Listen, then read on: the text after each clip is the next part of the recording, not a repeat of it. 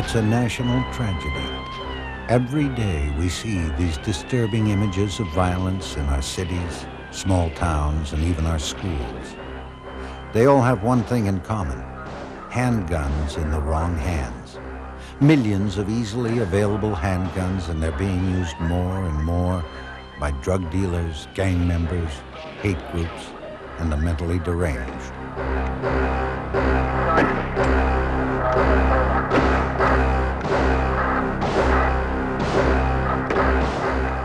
It's frustrating to watch the growing violence around us. It makes me very angry to think about how easy it is for criminals and the violence-prone to get handguns in America. That's why I'm asking you to help us do something about the crisis today. My name is Sarah Brady. In 1980, John Hinckley walked into a pawn shop, purchased a $29 handgun, then shot President Reagan, a Secret Service agent, a policeman, and the President's press secretary, my husband Jim. That handgun changed our lives forever. If the authorities had been able to check up on John Hinckley, if the law required a waiting period before he got his handgun, our lives might be very different today. We're not the only family touched by this tragedy. During the last 20 years, nearly 500,000 American men, women, and children were killed and millions more injured by handguns in the wrong hands. Handgun violence is becoming a horrifying way of life on our streets and increasingly in our schools. Over the past 2 years, students in over 27 states have been wounded or killed by other students firing handguns in schools. Drug pushers in and near our schools have turned entire neighborhoods into drug war zones. There are constant reminders in the news that gun violence is on the rise. On April 24, 1990, a quiet shopping mall in Atlanta, Georgia, turned into a scene of horror as a man just released from a mental hospital went on a shooting spree, killing 1 and injuring 4. He used a handgun bought at a pawn shop just the day before. Every day, law enforcement officers put their lives on the line for public safety. Recently in Philadelphia, a police officer gave his life in the fight against crime, shot in cold blood by a criminal armed with a handgun.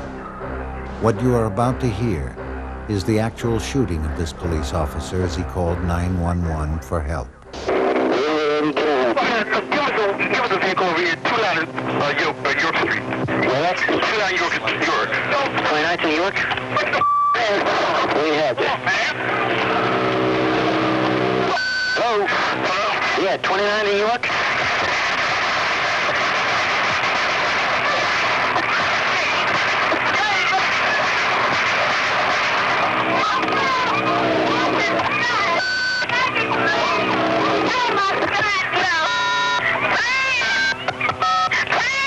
We're on the way.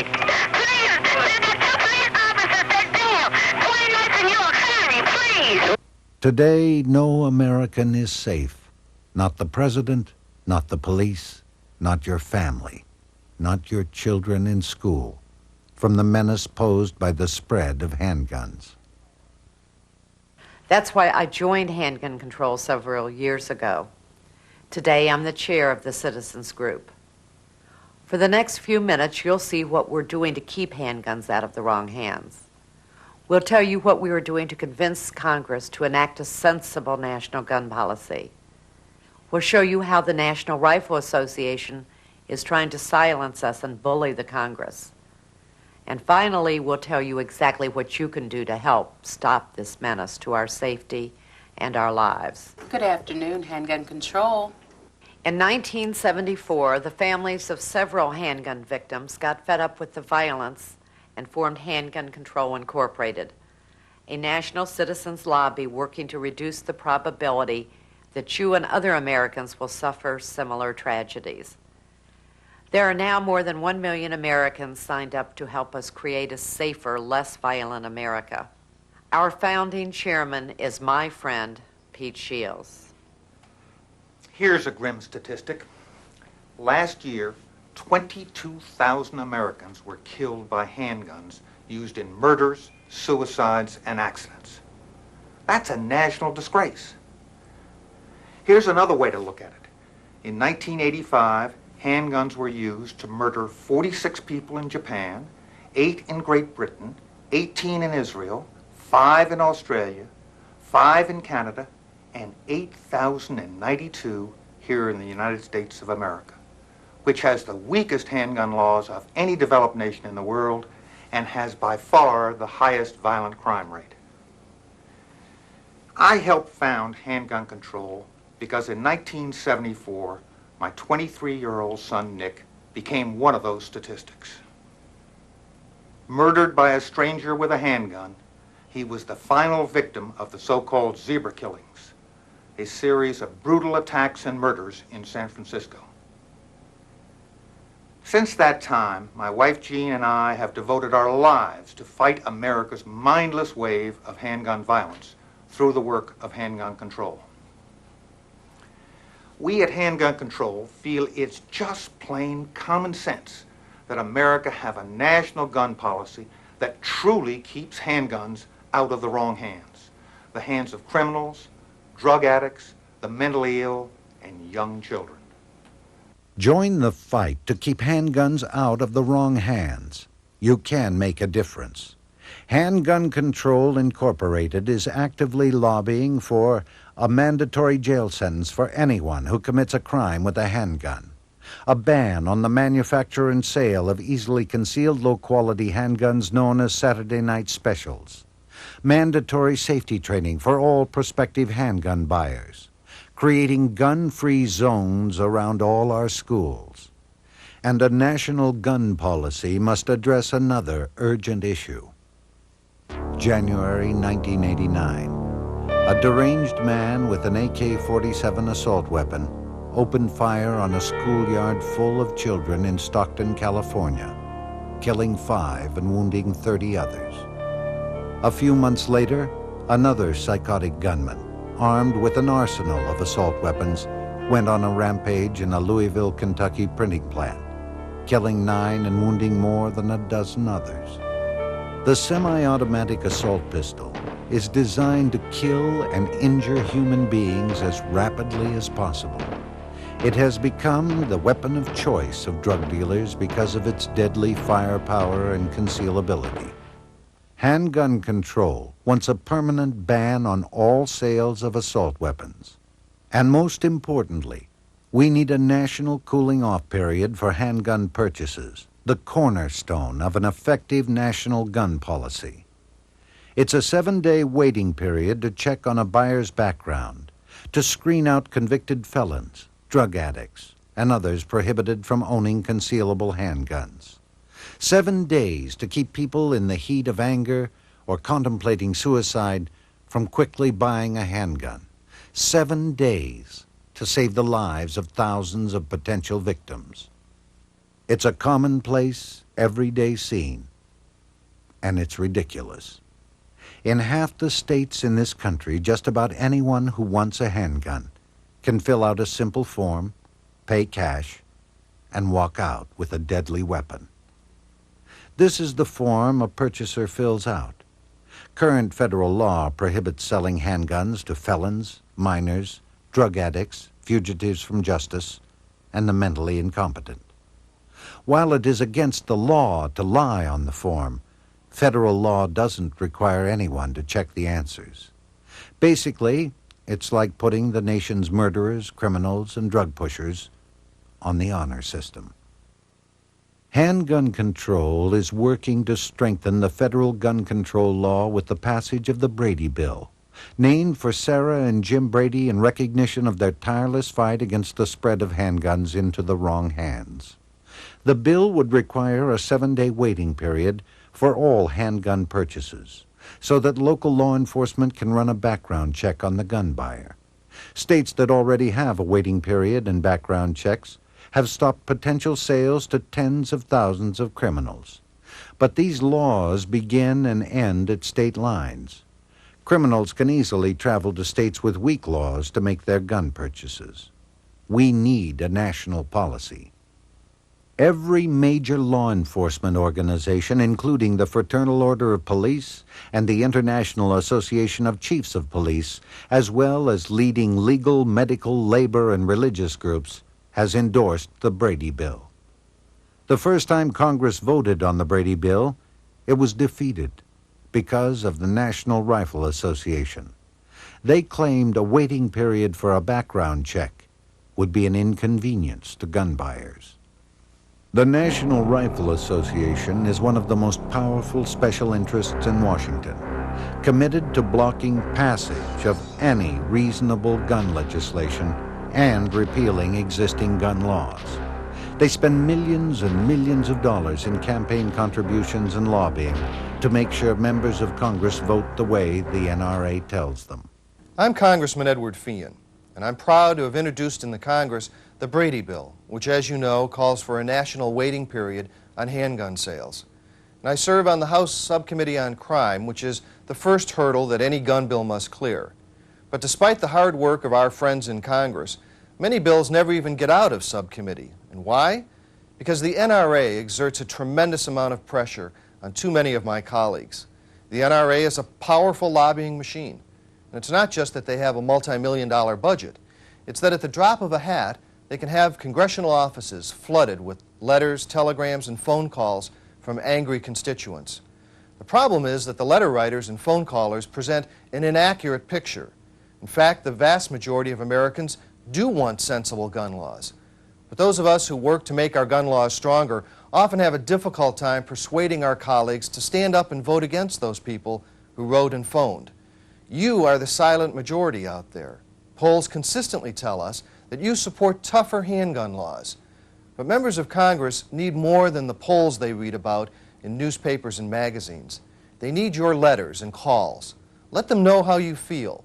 Sarah and Pete need your help in getting the right message to Capitol Hill.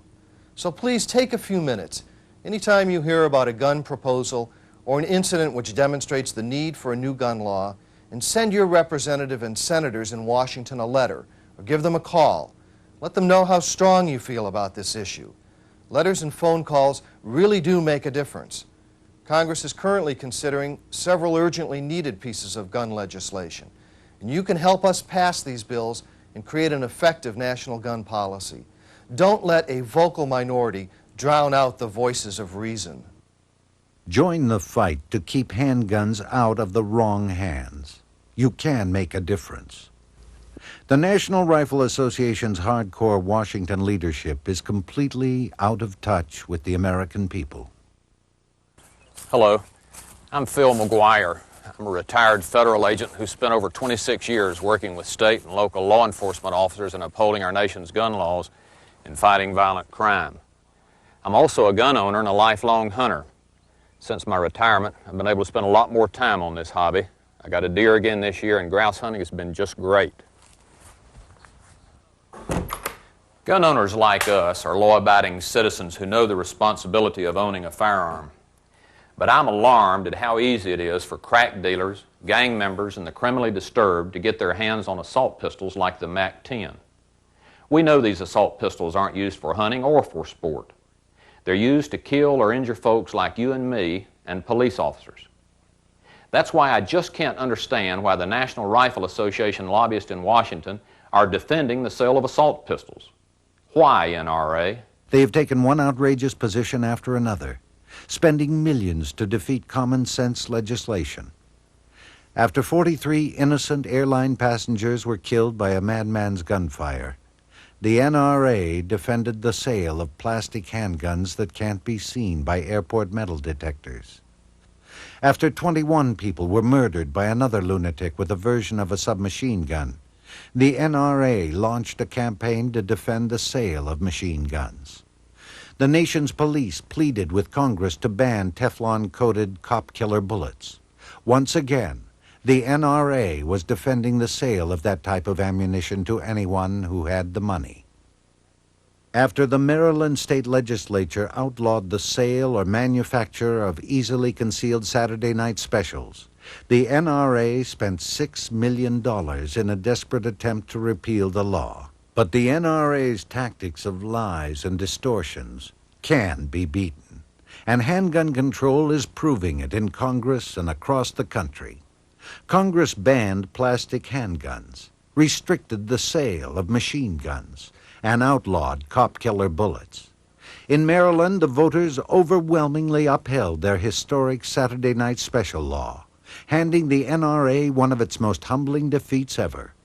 Handgun control helped beat them soundly, despite the NRA's $6 million campaign. The NRA is also losing its battle to allow the sale of assault weapons.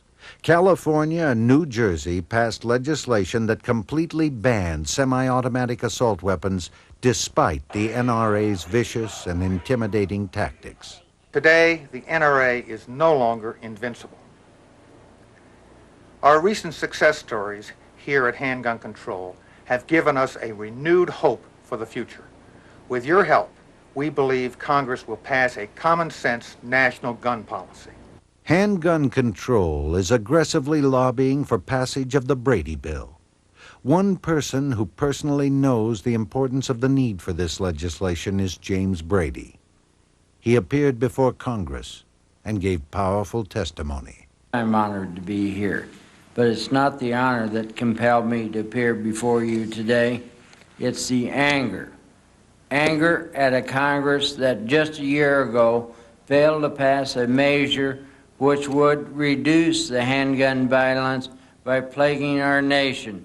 I had no choice but to be here today because of too many members of Congress have been gutless on this issue.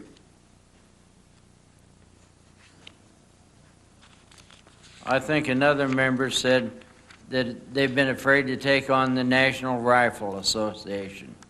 They have closed their eyes to the tragedies like mine. They ignored the statistics. Well, this statistic has decided to break his silence. Those members of Congress who oppose a simple 7-day waiting period should try being in my wheels just for one day. You can do something not to help me, but to prevent this from happening to others. There are some who oppose a simple 7-day waiting period for handgun purchases because it would inconvenience gun dealers. Well, I guess I'm paying for their convenience, and I'm one of the lucky ones. I survived being shot through the head. Other shooting victims are not as fortunate. I'm sick and tired of watching the NRA treat Congress like its private political club, and I think you are too. With your help, handgun control can mobilize millions of Americans and beat the NRA once and for all. When you join Handgun Control, you will be helping us get the message out across the country to convince Congress to pass sensible gun laws and give us the national gun policy we need. Not only is Handgun Control aggressively working for new legislation, but we are also the guardian of existing gun laws that the NRA continuously tries to weaken or repeal.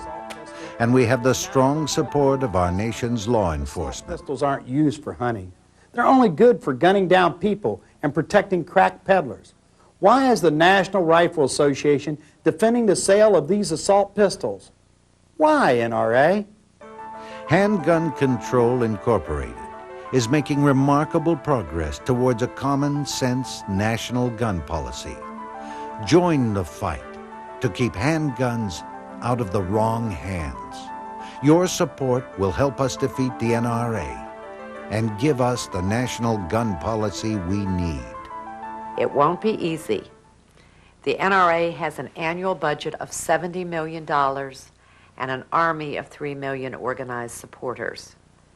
It's time for those of us who want an end to this insanity to build the same kind of political clout as the NRA. They defeated the Brady bill last time because some in Congress are afraid of them. It's time Congress started thinking about the rest of us. Members of Congress tell us they want to hear from their constituents on important issues, and here is your chance. The wounds and the memory still hurt today. I've asked the politicians in Washington to keep handguns out of the wrong hands. but they've done nothing. Please help me get their attention. It's simple. Just call this number. Together, we can send a message they can't ignore. Your call can help get it done. Thanks. 1 million strong already.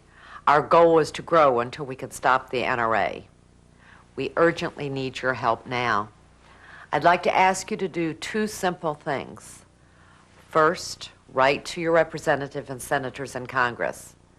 Let them know you want to keep handguns out of the wrong hands.